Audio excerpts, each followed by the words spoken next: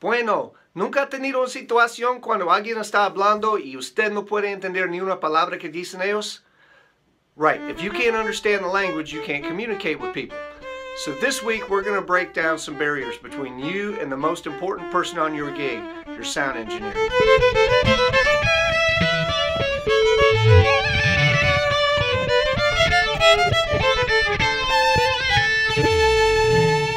Hey everybody, welcome back to Electric Violin Shops from Classical to Radical. It's a video series where we're teaching classically trained instrumentalists, violinists, violists, cellists to easily enter the world of amplified music.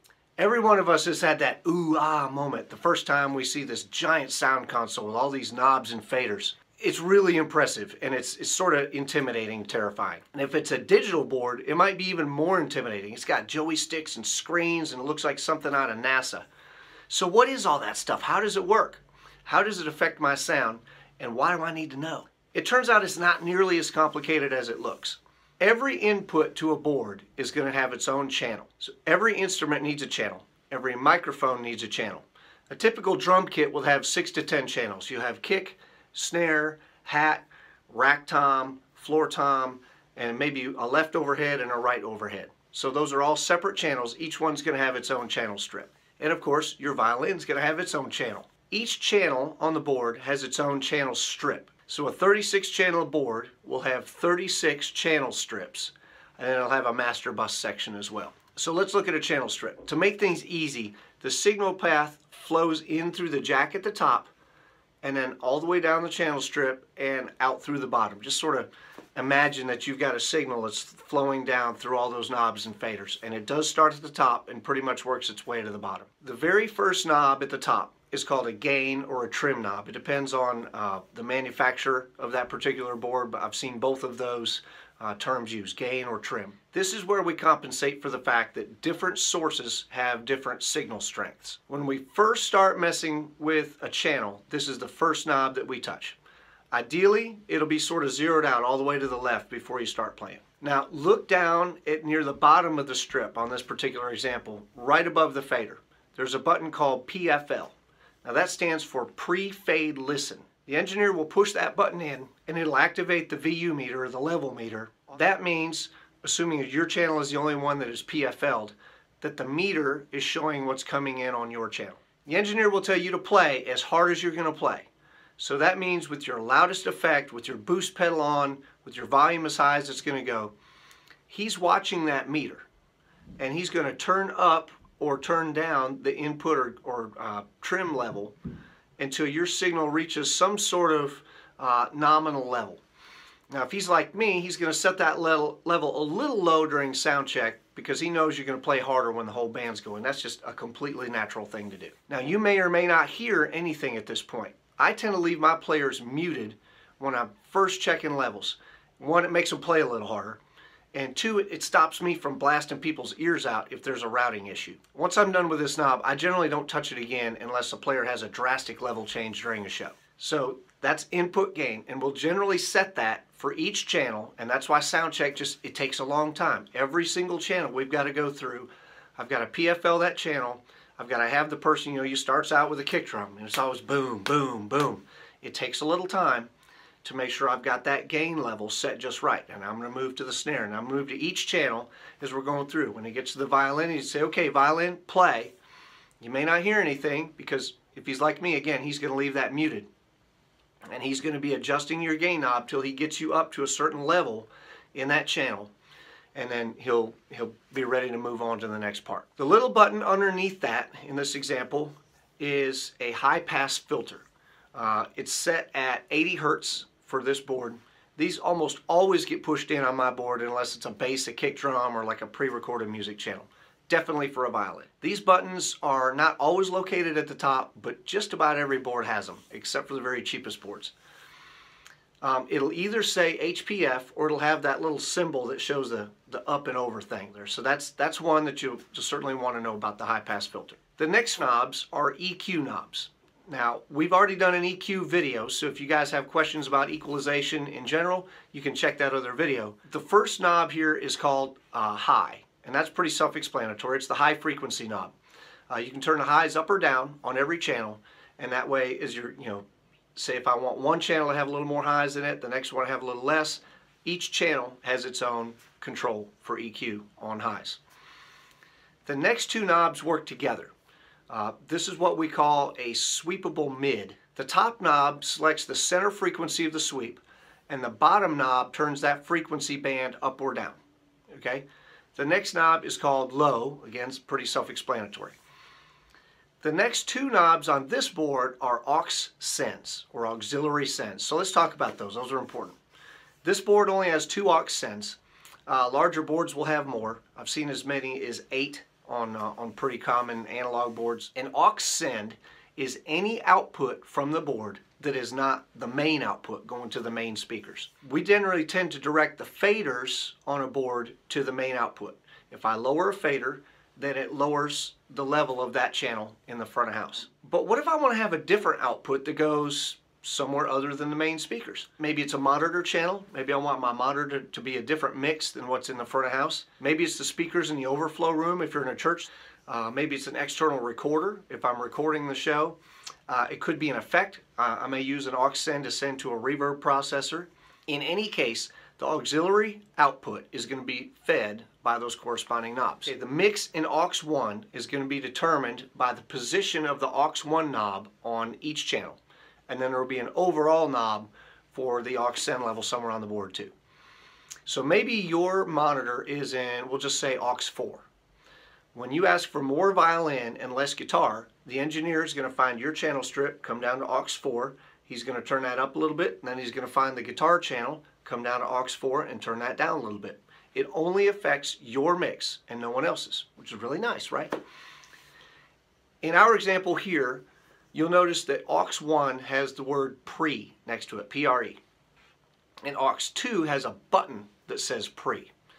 That's so we can choose on aux 2 whether it is a pre-fader send or a post-fader send. Pre means before, so a pre-fade aux is not affected by the fader position at all. A post-fade send means that the aux send is the sum of the two. So it's where the knob is and where the fader is. So if I turn the knob up, it turns the signal up, but if I pull the fader down, it pulls the signal down. If I have a post-fade mix and I don't touch the knob, but I lower the fader, the signal that's sent to the aux goes down. In a pre-fade mix, that doesn't happen. So different uses of the aux send have different requirements. Imagine the overflow room at a church that we're talking about. A post-fade send might be the best. So that way, when the engineer turns down the organ, say in the house mix, it also goes down in the overflow room. For monitors, though, you want a pre-fade mix. If the engineer turns up the lead singer in the front speakers, I don't want more him in my monitor. Okay? So I want my monitor to be independent of the house, which means it's a pre-fade mix. On this board and a lot of other boards, there's some onboard effects. So there's an effect knob on each channel strip. And I think you can guess what that's going to do.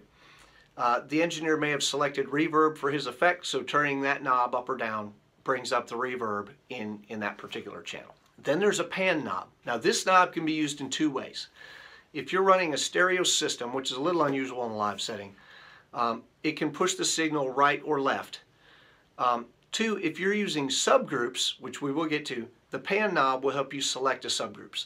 Since we're discussing subgroups, let's talk about those buttons next to the fader. See the buttons that say 1 and 2 and 3 and 4? Those are subgroup buttons. And see the pan knob where it says 1, 3 and 2, 4 on the extreme ends? If I push the 1, 2 button and I pan hard left, that puts this channel in subgroup 1.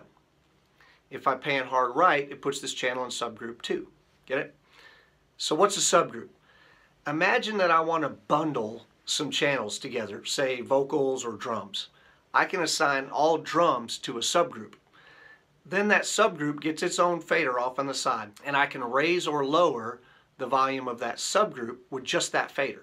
So I get the mix of the drums I want with the position of the faders, and then I can raise and lower the overall level of drums with just one fader instead of having to push 6 faders at once.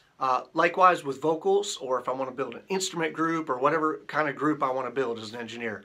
So that just sort of allows you to understand what that is. If you're not going to be the sound man, you don't really need to understand a whole lot about it, but it's just sort of nice to know what that concept is and to know what those buttons are for.